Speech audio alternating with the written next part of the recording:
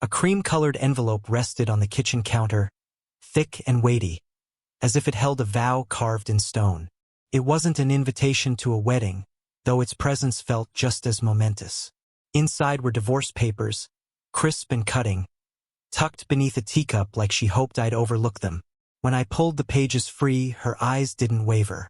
No trace of doubt, no words of protest, only a hollow silence where our promises once stood. I didn't need to question her reasons. I'd already glimpsed him.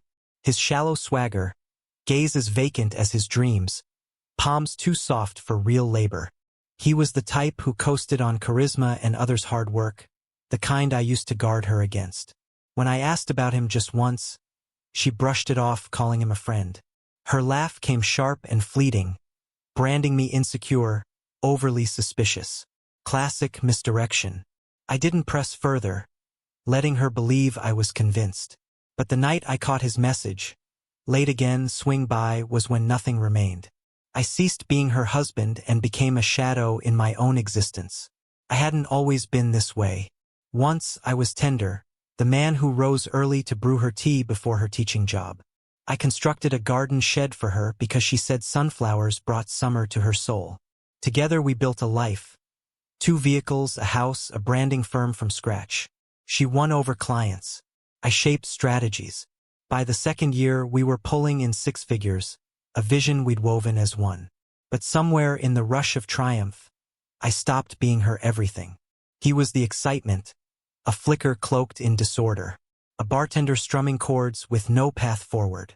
She once mocked men like him, until one dawn she slipped home at 5 a.m., forgot the hour. She claimed no remorse, just a careless shrug. That's when I began tracking seconds, patterns, lies like breadcrumbs. The night I found them, I didn't barge in.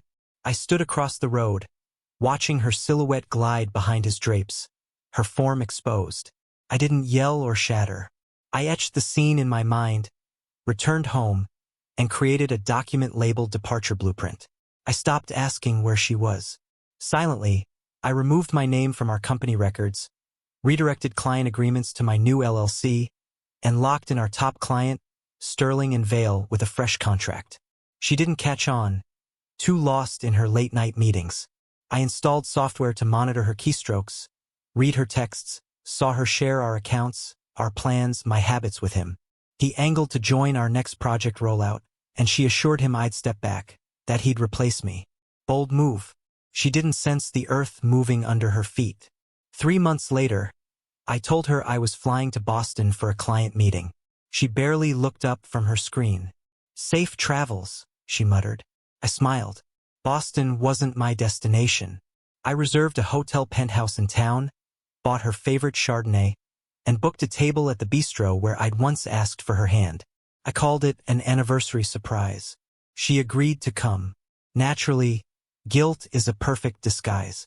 She showed up in a crimson gown, hair pinned up like back when she still noticed me. I let her sit, order, chatter about trivialities. I nodded, smiled, even grazed her fingers. Then I slid an envelope across the tablecloth. She opened it, confused. Not divorce papers, my resignation from our firm. A complete transfer of control to me. The agreements were airtight, signed by clients, endorsed by the board. Her name was wiped from every record, every deed. "What's this?" she murmured, voice breaking. "A goodbye," I replied. She let out a shaky laugh. "You can't do this." I leaned closer. "You already did." Then I revealed the final blow. Printed texts, her words to him, his plot to seize control, her calling me a dependable drone. Her fingers trembled as she clutched her glass. I rose, dropped the house keys on the table. "It's his now. Enjoy his debts." Her eyes shimmered. "Hold on, too late." I walked out, didn't glance back. A man swapping his past for peace.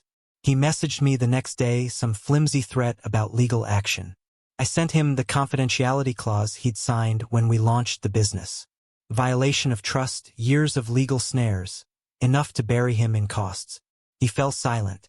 Now I live by the shore. A modest place, fewer possessions, more quiet.